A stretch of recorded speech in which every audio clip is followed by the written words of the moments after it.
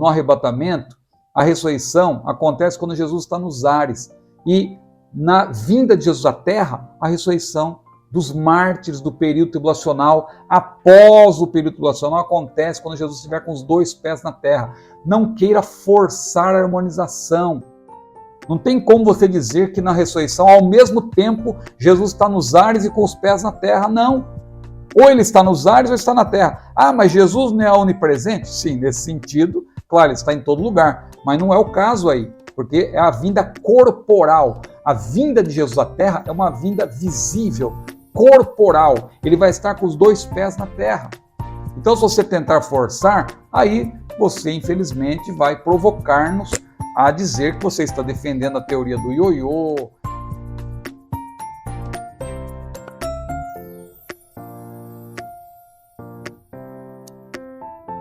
Bom, o que acontece? Quando nós falamos dessas 2 fases, alguém zomba também de nós, dizendo, você crê nessa teoria de 2 fases, quer dizer que Jesus vai vir 2 vezes.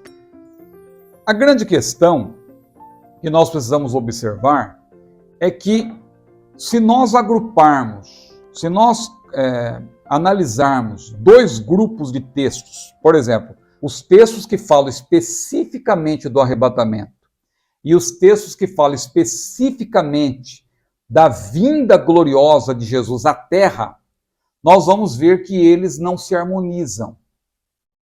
Nós vamos perceber que são eventos diferentes. Nós vamos perceber que o arrebatamento não é a mesma coisa do que a vinda de Jesus à terra. E o erro dos nossos irmãos pós-tribulacionistas, com todo respeito, é forçar a harmonização desses textos.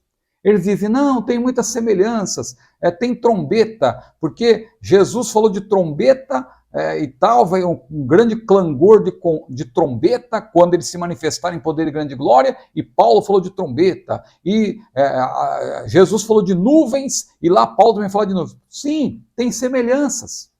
Assim como também existem semelhanças entre a primeira e a segunda vinda de Jesus. A primeira vinda de Jesus que aconteceu há cerca de 2000 anos, e a segunda vinda que pode acontecer, não é? Falando de maneira geral a qualquer momento. Então, quer dizer, há uma diferença pelo menos de 2000 anos entre a primeira vinda e a segunda vinda, mas tem semelhanças entre elas. O fato de haver semelhanças não significa que seja o mesmo evento, porque existem também diferenças, e as diferenças elas são irreconciliáveis. E eu vou aqui citar, porque não dá tempo de nós pormenorizarmos, mas nós temos pelo menos, aqui eu estava fazendo uma relação, tem várias outras, mas pelo menos 10 distinções entre as passagens que falam do arrebatamento e as passagens que falam da vinda de Jesus à terra, em poder e grande glória, porque no arrebatamento Jesus não vem na terra. A Bíblia diz que nós iremos ao encontro do Senhor nos ares. Então veja, vamos aqui citar rapidamente. O primeiro ponto das distinções é com respeito aos sinais. A Bíblia menciona sinais, mas observe, você não vai encontrar nenhuma passagem sobre o arrebatamento da igreja dizendo que existem sinais. Sinais para que aconteça o arrebatamento. O arrebatamento ele é mencionado como um evento iminente. Claro que existem sinais do fim dos tempos. Nós até cantamos, tudo nos mostra que Cristo já volta. Existem sinais que apontam para o fim dos tempos. Mas o arrebatamento, como um evento iminente, não vemos sinais para o arrebatamento. É um evento iminente, sem aviso prévio.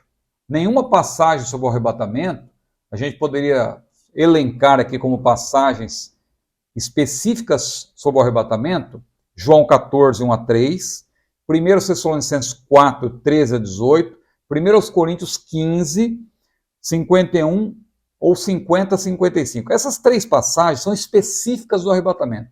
Você não vai encontrar nesse grupo de passagens nada indicando que há sinais para que o arrebatamento aconteça. Olha, o arrebatamento vai acontecer quando, por exemplo, o templo for construído. Não, você não vai encontrar isso. Ah, mas o templo não vai ser construído? Vai, porque no período tribulacional vai ter que estar de pé para que o anticristo possa ali vai haver o cumprimento daquela profecia de Daniel 9, 24 a 27. E também outras passagens. Mas para o arrebatamento acontecer, nenhum sinal precisa se cumprir. É um evento que não precisa de sinais. Ou seja, devemos nos manter em constante expectativa pelo livramento da ira futura, não é? Agora, no caso da vinda do Senhor à terra em poder e grande glória, é só você ler Mateus 24, versículos 4 a 28, você vai ver lá vários sinais, vários sinais. Então, pela lógica, resumindo, pela lógica, um evento não pode, ao mesmo tempo, acontecer sem aviso prévio e, simultaneamente, ser precedido de numerosos sinais. Não é o mesmo evento. Não tem como o arrebatamento ser a vinda de Jesus em poder e grande glória. Porque o arrebatamento, ele não tem sinais indicadores. Ele é iminente. Ele pode acontecer a qualquer momento. Agora, a vinda de Jesus à terra, quando ele vai pisar aqui na terra, isso tem sinais. Isso tem sinais. É só você ler Mateus 24. Eu não vou ler aqui para ganhar tempo. O segundo ponto de distinção é quanto ao lugar do encontro. Observe, o arrebatamento, o que a Bíblia menciona sobre o arrebatamento? Não diz que Jesus vai descer à terra. Diz que o mesmo Senhor descerá do céu com alarido, com voz de arcanjo, com trombeta de Deus, e os mortos em Cristo ressuscitarão primeiro, depois nós, os que estivermos vivos, seremos também transformados, como diz lá 1 Coríntios 15, não é? Uma passagem, ela completa a outra, e juntos, formando um único grupo, diz a Bíblia, iremos ao encontro do Senhor nos ares, iremos ao encontro, ele não vai pisar aqui na terra. Então o lugar do encontro no arrebatamento é onde? No céu. A igreja parte da terra e vai para o céu encontrar-se com o Senhor nos ares. No caso, agora note, no caso da vinda de Jesus em poder e grande glória, Jesus descerá à terra e os salvos já vão estar com ele. É só você ler Apocalipse capítulo 19, é claro. E Zacarias capítulo 14, versículos 2 a 4, mostram claramente que naquele dia os seus pés estarão sobre o Monte das Oliveiras. Então o lugar do encontro no arrebatamento é nos ares, com o Senhor. Na vinda de Jesus à terra, o próprio nome já diz, né? É na terra, a igreja vai estar com ele. Então não é o mesmo evento. Não é o mesmo evento. Por isso que os pós-tribulacionistas, eles têm uma dificuldade com isso, eles tentam harmonizar, e eles que zombam de nós, que falam que a nossa teoria é a teoria da repescagem, é a teoria da segunda chance, eles ficam usando esses termos pejorativos, mas se nós fôssemos usar do mesmo expediente, nós diríamos que a teoria deles é a teoria do ioiô, né? Porque, olha o sentido, a igreja sobe e já tem que descer, porque você não tem como anular o texto do arrebatamento que diz que iremos ao encontro do Senhor nos ares. E se é o mesmo evento, como que pode ser o mesmo evento? Daqui a pouco nós vamos chegar no ponto da ressurreição, que é claríssimo, para demonstrar que são dois eventos. Então não é brincadeira de falar duas fases, kkk, e não sei o que, você defende duas vindas. Não, meu irmão, a Bíblia explica a própria Bíblia. Nós não podemos forçar a harmonização dos textos. Nós não podemos forçar, são eventos diferentes. Então note, agora distinções quanto a quem retira as pessoas da terra, e isso também é muito importante. Olha aqui, quem vai tirar os crentes da terra no arrebatamento? Se você ler João 14, 1 Tessalonicenses 4 e 1 Coríntios 15, nenhuma dessas passagens diz que anjos vão tirar a igreja da terra. Não. Jesus mesmo disse, virei outra vez e vos levarei. Quem vai conduzir a igreja ao encontro do Senhor é o próprio poder do Senhor Jesus, é Ele mesmo. Ele mesmo descerá do céu e os mortos vão ao encontro do Senhor nos ares. Não diz que anjos vão levar os salvos ao encontro do Senhor. Isso no arrebatamento. Você não vai encontrar nenhuma parte, nenhum texto sobre o arrebatamento dizendo que os anjos vão conduzir os salvos até o Senhor. Agora, na vinda em poder e grande glória é diferente. Lá em Mateus capítulo 24, Jesus foi claro ao dizer que ele enviará os seus anjos para reunir os eleitos. Reunir os eleitos. E quem são os eleitos? Não é a igreja, porque a igreja já terá sido arrebatada antes. Não é? Agora, veja a diferença. No caso do arrebatamento, pelo próprio poder do Senhor Jesus, a igreja irá ao encontro dele nos ares. Na vinda de Jesus à terra, os anjos vão reunir os eleitos. Claro que esses anjos vão reunir os eleitos dos quatro cantos da terra, porque essa expressão quatro cantos do céu é usada também no Antigo Testamento para referir-se aos pontos cardeais, norte, sul, leste e oeste. Não é que são os salvos que vão ser reunidos, como alguém tenta forçar a harmonização com o texto do arrebatamento. Então veja, outra distinção quanto a quem retira as pessoas da terra. Um quarto item, não é? Distinções quanto a quem é tirado e quem é deixado. Esse ponto também é importante. Olha aqui, no arrebatamento, os salvos são tirados da terra. Eles são tirados da terra. E os ímpios ficam. Quem é tirado são os salvos. Porque a Bíblia diz, o mesmo Senhor descerá do céu com alarido, com voz de arcanjo, com medo de Deus, os mortos em Cristo ressuscitarão primeiro, depois nós ficarmos vivos seremos juntamente com eles arrebatados, a encontrar o Senhor nos ares. Então quem vai ser tirado da terra? A igreja, os salvos. Não diz que os ímpios vão ao encontro do Senhor nos ares. Não, é a igreja. Isso no arrebatamento. Agora veja que interessante. Na vinda em poder e grande glória, se você ler com atenção Mateus capítulo 24, os salvos vivos, no caso da manifestação do Senhor em poder e grande glória, a vinda em poder e glória, os salvos vivos, eles vão ser deixados na terra para o milênio. Porque isso vai ser após o período tribulacional. Então, quando Jesus vem à terra para estabelecer o milênio, o que acontece? Aqueles que estão vivos na terra e são salvos, eles não são levados da terra, eles ficam na terra. Percebeu como tem diferença? É muito diferente. Outra ênfase importante, distinção quanto ao momento da vinda. Porque, claro, tanto no arrebatamento quanto na manifestação, tanto no arrebatamento quanto na vinda de Jesus à terra, claro, tem uma vinda. Claro que no arrebatamento a vinda não é a terra. É uma vinda. Vamos dizer assim, é uma vinda até os céus. Por isso nós chamamos de um evento desencadeador. Mas a vinda propriamente dita, a volta de Jesus à terra propriamente dita, é depois do período tribulacional.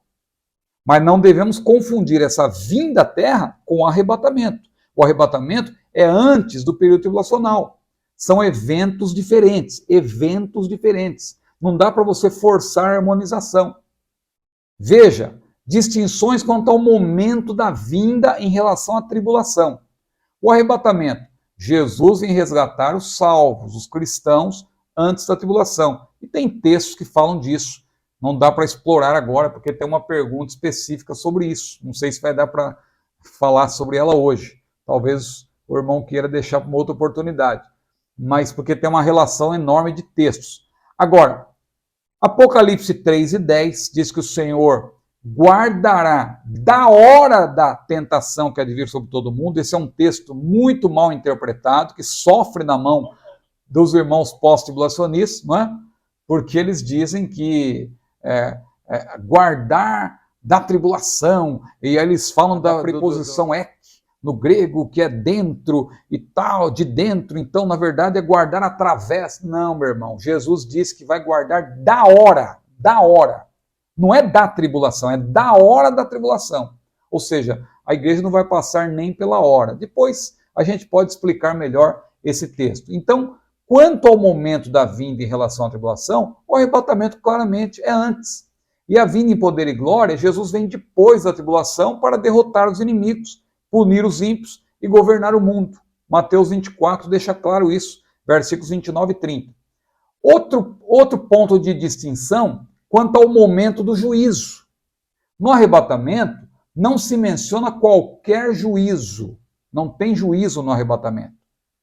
Aqui eu deixo um desafio.